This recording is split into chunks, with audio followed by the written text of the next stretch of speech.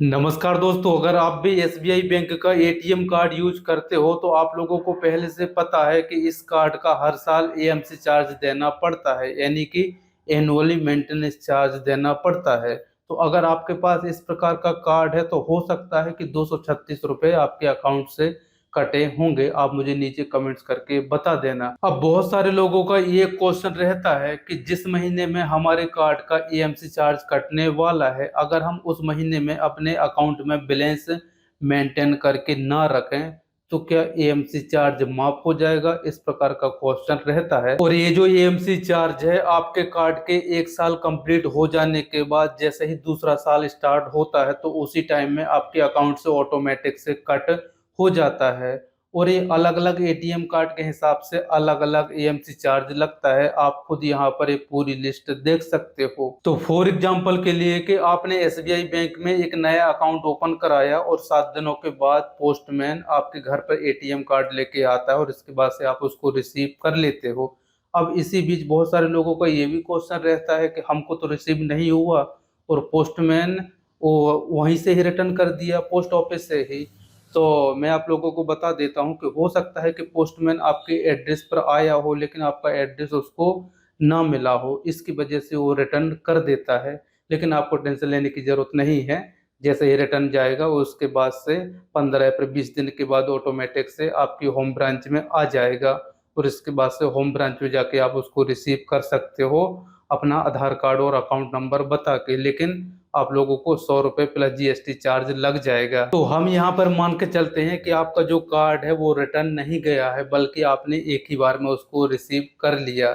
तो रिसीव करने के बाद मैं आप लोगों को बता देता हूँ कि आपका जो कार्ड है वो एक्टिवेट रहता है, यानी कि वो सक्रिय रहता है। आप चाहो तो तुरंत ही यूपीआई बना सकते हो, जैसे कि पेटीएम हो गया या फिर फोन पे हो गया या फिर गूगल पे एप्लीकेशन हो गया या फिर और भी अदर कोई एप्लीकेशन हो सकता है। आप उसके थ्रू तुरंत ही यूपीआई बना सकते हो और इसके बाद से आप यूज में ले सकते हो। क्योंकि बहुत सारे लोगों का ये भी क्वेश्चन रहता है कि अभी तो हमने इसका जो एटीएम पिन है वो भी नहीं बनाया और इसके बाद से हम ऐसे ही 1 साल तक इसको रखे हैं और फिर भी बैंक वालों ने ईएमसी चार्ज काट लिया।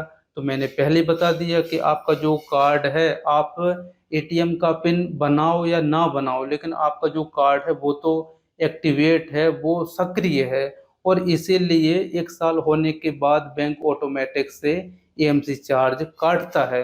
तो अगर आपको नहीं कटवाना है और आपको कार्ड भी यूज नहीं करना है तो जैसे ही आपका कार्ड रिसीव हुआ था उसी टाइम में आप बैंक जाके इसको ब्लॉक करा सकते थे, या फिर अगर आप ऑनलाइन वगैरह यूज करते हो नेट बैंकिंग तो आप उसके थ्रू भी ब्लॉक करा सकते थे, ऐसा कर सकते थे। लेकिन आपको रखने की क्या ज़रूरत है, क्योंकि आपका जो कार्ड है ना आपके अकाउंट में बैंक के सिस्टम में वो एक्टिव बता रहा है। तो आप चेक कर लीजिए, अगर आपके भी अकाउंट में कार्ड एक्टिव बता रहा है तो इसका एएमसी चार्ज देना ही पड़ेगा। देना क्या पड़ेगा, ये लोग तो ऑटोमेटिक से कट कर लेता है।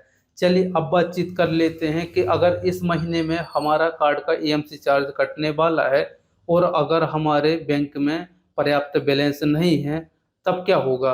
तो मैं आप लोगों को फॉर एग्जांपल के लिए कि आपका इस कार्ड का 236 रुपये इस महीने कटने वाला है, लेकिन अगर आपके अकाउंट में ओनली 100 रुपये है तो जिस डेट को कटने वाला होगा उस डेट को तो 100 रुपये ऑटोमेटिक से कट हो जाएगा और आपको मैसेज भी आ जाएगा। इसके बाद से अब बात करते हैं 136 रुपये बाकी हैं। तो जैसे ही आप अपने अकाउंट में बैलेंस डिपॉजिट करोगे या फिर अगर कोई पेमेंट वगैरह आती है आपके अकाउंट में और बैलेंस रहता है तो वैसे ही ऑटोमेटिक से 136 रुपये कट हो जाएगा।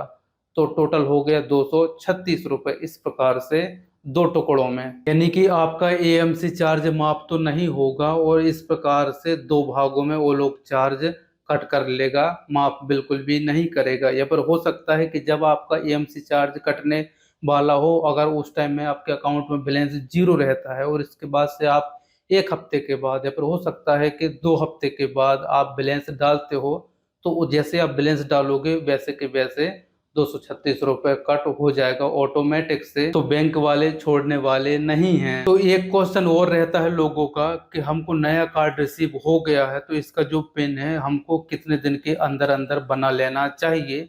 तो मैं आप लोगों को बता देता हूं कि मुझे अभी तक ऐसा कोई भी ऑफिशियली रूल्स नहीं मिला है कि आपको इतने दिन के अंदर अंदर बना ही लेना है, और अगर आप नहीं बनाओगे तो कार्ड खराब हो जाएगा। ऐसा मुझे ऑफिशियली कोई भी रूल्स नहीं मिला है। हाँ, ऐसा मिला है कि आप जितने जल्दी हो सको उतने जल्दी आप एटीएम कार्ड का पिन बना लीजिए, यानी कि जैसे आप रिसीव होता है तो रिसीव होने के बाद हो सकता है कि आप 1 दिन 2 दिन 3 दिन या फिर हो सकता है कि 1 हफ्ते के अंदर अंदर आपको बना लेना चाहिए। जितना जल्दी हो सके उतना जल्दी आपको बना लेना चाहिए। तो अभी भी अगर आपका कोई क्वेश्चन है तो आप मुझे कमेंट्स में पूछ सकते हो।